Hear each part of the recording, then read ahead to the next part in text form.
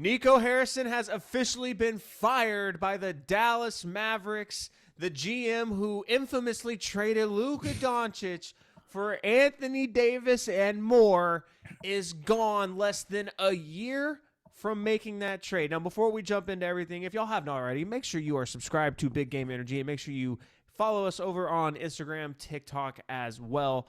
James, I'm going to be honest with you. Even though this is a very justified move that they fired Nico Harrison, I actually think this makes the trade even worse. I know that the whole idea behind firing Nico Harrison now, the owners came out and said this was to bring positivity to the building, to try to turn the leaf, turn a new chapter, and move forward. The problem is now you have kind of put yourself in a situation where when this guy Nico Harrison came to you earlier this year with this idea, and you trusted him with it, in that moment, you should have known that whatever crazy cooked up crackhead plan Nico Harrison had was not going to happen overnight. He even said his whole thing was it was a 3 to 4 year window. I am just shocked that they were not going to stand by him more. I'm not defending Nico Harrison here, but it just shocks me that they were willing to sign off on such a crazy move, like trading Luka Dončić in the prime of his career, coming off of a NBA Finals appearance, to the Lakers, and you weren't going to stand by and try to see the full plan out to its full effect before making the decision to fire him. It's just the vibes got too bad. The fans got too mean. There were boos during Cooper Flagg's free throws that his mom didn't appreciate, apparently, and now he's out. James, I don't know. Again, I think it's justified because stupidest trade in NBA history, possibly all of sports. But now it looks even worse to me because they didn't even give it a chance to go all the way through. Yeah, no, you're totally right. This firing is justified. You hear all the rumblings. How did guys like Mikal Bridges get 4 draft picks? How did guys like Desmond Bane get 5 draft picks? How did Rudy Gay get 4 draft picks? And Luka, you didn't really get anything. Usually, if you did just draft picks, you're getting 6 to 8 draft picks just by him alone. They got one, and it was barely one. Yeah.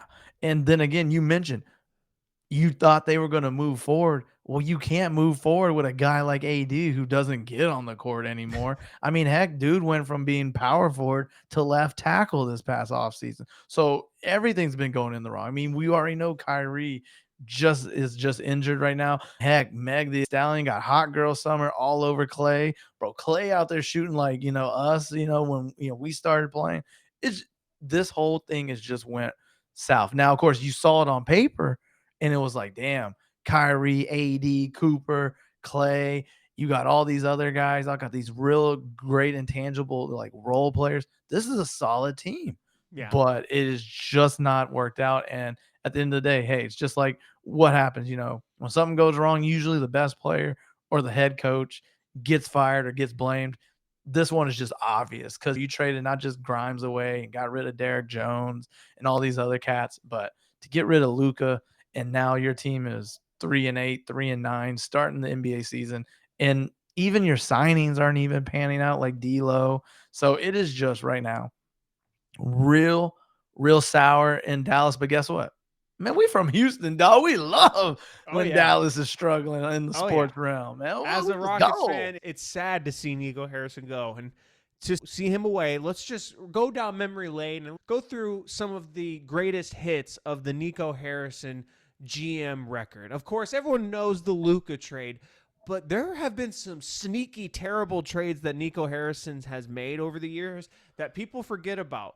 Namely, the one where the Mavericks traded Kristaps Porziņģis to the Wizards, and they got back in return Spencer Dinwiddie and Davis Bertans and a protected second-round pick. Davis Bertans, by the way, who was constantly being played off of the court with an albatross contract. Now, I know they got some good years out of Spencer Dinwiddie, but Kristaps Porziņģis was a guy that Luka Dončić enjoyed playing with. I don't think they gave that duo enough time. Instead, they traded him away, and another trade they made to kind of supplement that, they traded for disgruntled Rockets center Christian Wood in a 6-player deal in 2022, and he never panned out. Now he's playing on minimum contracts.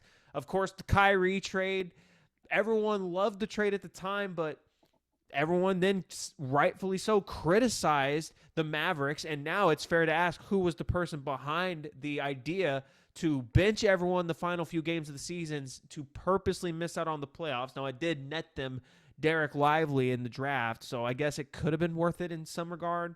Now, I liked the P.J. Washington trade. I thought that was like one of the few good moves that he made.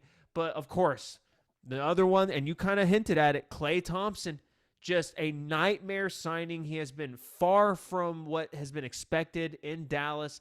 And, of course, the Luka trade. It all culminates in the Luka trade and all of those trades that happened before then. Again, how did ownership sign off on whatever long-term plan that Nico Harrison had for them when he had all this track record of bad trades before that?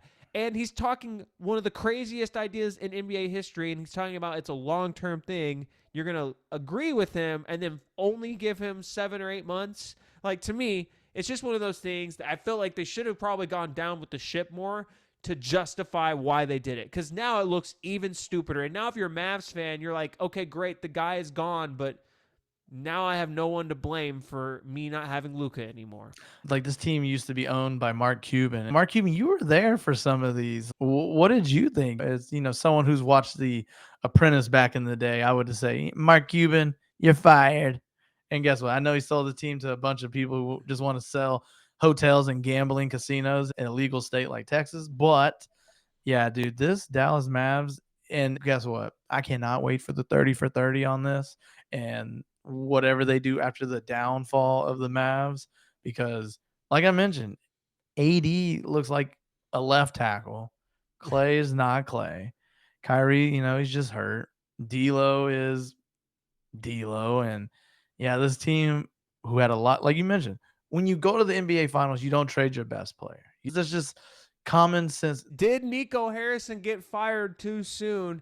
And was it justified? I think I know how everyone's going to feel about this, but let us know in the comments.